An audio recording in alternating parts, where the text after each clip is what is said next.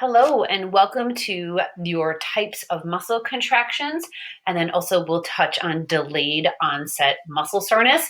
We also call that DOMS, DOMS. Okay. So there are four different types of muscle contractions.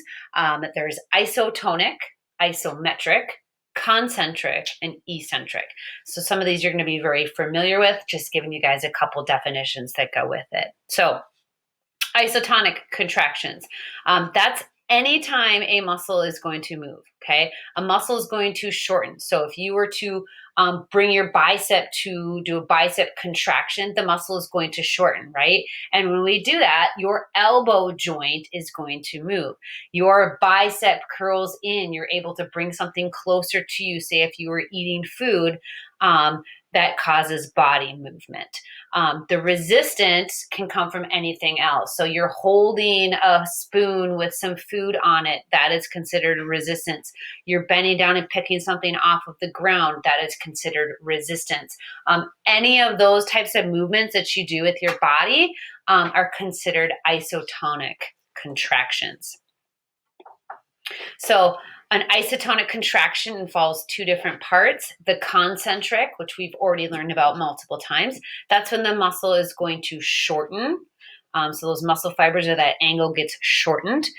It causes an increased tension on the muscles it shortens. So all those little muscle fibers come closer and closer together, which increases the tension and shortens it. Concentric is the most common type. So people do the bicep curls, tricep kickbacks, leg extensions. All of those are concentric movement phases. It builds great muscles, which is wonderful. But the opposite of that would be your eccentric contraction. So that is when the muscle is lengthened or stretches out, or we increase that angle, and usually involves some type of downward movement. So if you did that bicep curl or you bring that food to your mouth, you did concentric. And then when you bring that hand down, that is your eccentric phase. So that one is going to increase tension when lengthened. So here's kind of the key that people forget. Is if you are lowering the weight down, say in that bicep curl, or as you're going down into a squat or going downhill on stairs, or doing any types of push-ups or pull-ups, those eccentric contractions are probably one of the best things that you can do for your muscles. And those are the ones that are actually going to cause the changes. So next time you're working out, take some time. If you're doing your reps, maybe you do that bicep curl up for 1, down for 3. So now you're resisting gravity, right, on that weight. And as you eccentrically bring it down, you are lengthening those muscle fibers. And so you're stretching them just a little bit farther with that tension on the end. And so that usually causes a lot of changes in your muscle fibers. So try that next time you're working out. Picking that eccentric phase to really focus on, it will change up your workouts dramatically. So here's another example of it. So here's that bicep curl again, decreasing that angle. Those muscle fibers shorten. So that's my concentric phase.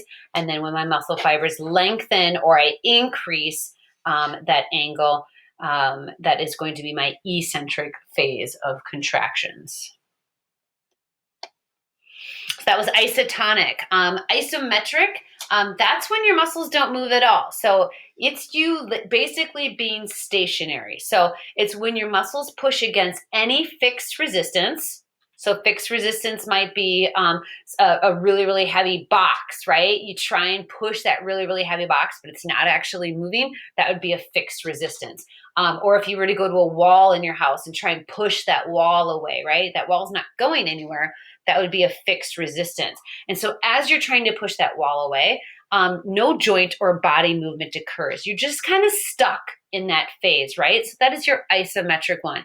Even though there's no movement, your muscles are still working. They're still contracting, right? They're still having some type of tension going on, but you may not necessarily be building strength in terms of isometric muscle contractions. But they help maintain your strength. So they're really good to incorporate into a lot of your fitness routines. If you were to do a plank is an example of an isometric muscle contraction. You may not necessarily build strength through that plank, but it's going to maintain what you currently have going on in your core. And oftentimes, isometric contractions are used more so in a rehabilitative setting. So if you were doing physical therapy for some type of injury. So here's some other examples, right? You could walk around with a dumbbell and your elbows at 90 degrees, walk around the house, okay? They're still going to fatigue, right? You may not be building strength, but your muscles are still working. And then there's that plank. So 2 different ways. You could try to move something that's too heavy. So that's what I said. You could try and push the wall away, okay, holding that static pose. Planks, any of those holds, okay, so maybe you're holding backwards in a sit up at one point, and then you're bringing it all the way back up. So you may not be strengthening in that hold phase, but you'll strengthen on the way up. And usually isometric types exercises, we don't count that I've done 25 of them. We usually count time in that. So how long can you hold that plank for? How long can you hold that bicep curl at that 90 degrees? And you could even then turn it into some pulses, which would then move into an isotonic type movement. Okay. We're also going to touch on, in addition to those types, we've always featured kind of these muscle groups in pairs. We're going to talk about agonistic and antagonistic. So those pairs, so your biceps and triceps, let's talk about it. One needs to be contracting while the other one is relaxing. So usually they're on the opposite sides of one another. They're on the opposite sides of a bone, or they're on the opposite sides of a joint. So an antagonist usually acts in opposition to the agonist. So the agonist might be the one doing the movement, where the antagonist is going to bring it back to its starting position. Okay, so I'll give you guys an example here. If you are running, okay, so your hamstring in this particular form where it's at is going to be my agonist. So it is the one it's contracting. It's the one doing all the work because it's pulling the leg behind, where the quadricep, okay, all it's doing is following through on the motion. Those muscles are relaxed or lengthened and stretching it out. Okay. If we were to go the opposite way and we were to look at it in terms of this forward leg, as that knee lifts to drive forward onto the toes, the quadricep then would be contracting, and it would be the agonist. And then the hamstring back here would be lengthening, and it would be the antagonist. Okay, so every single one of these muscle groups are going to be working in pairs, an agonist and an antagonist. So 2 more definitions to add to your wheelhouse. So let's break down a couple of these movements and talk about, well, what is actually occurring at each one of those spots. So during the upward motion of a bicep curl, so we don't have one here. So what's actually happening? The bicep is flexing, so it's contracting, right?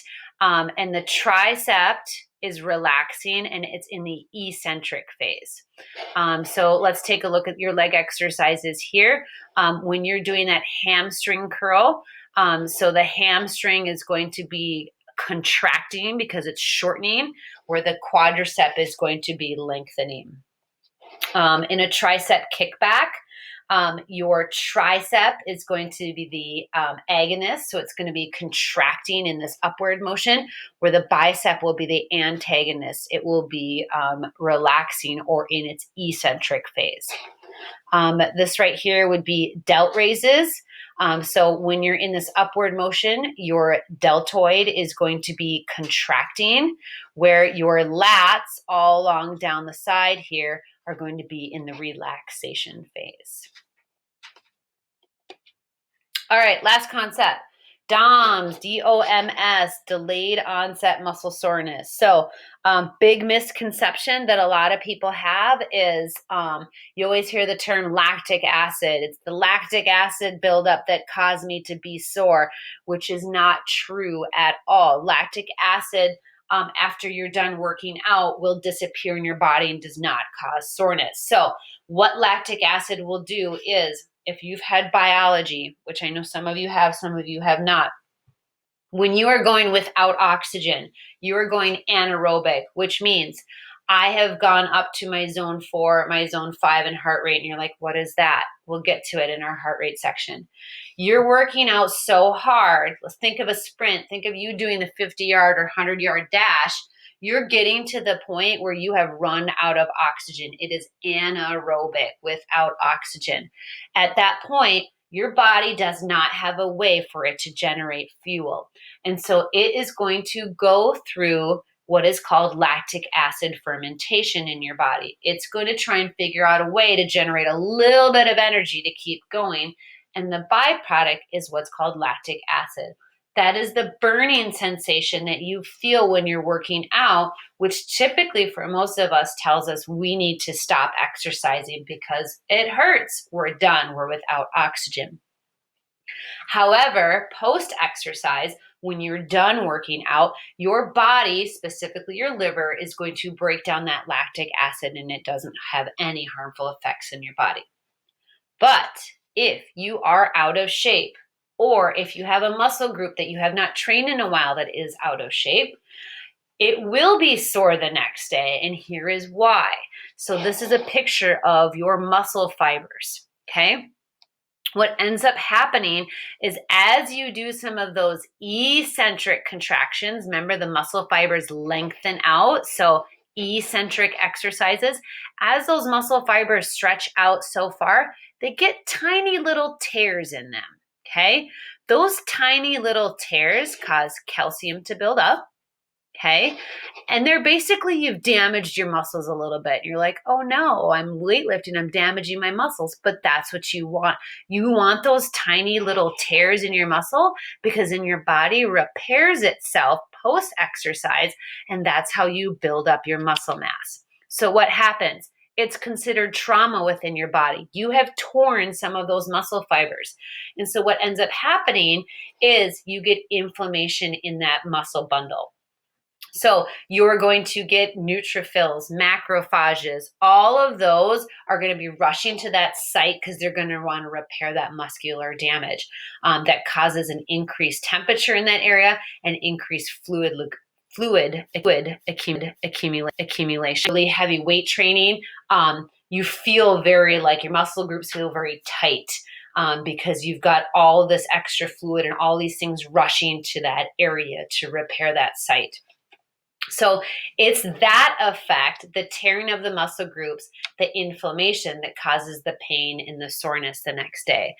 So it is what you need to know. DOMS is a function of eccentric muscle contractions. It does not have to do with lactic acid.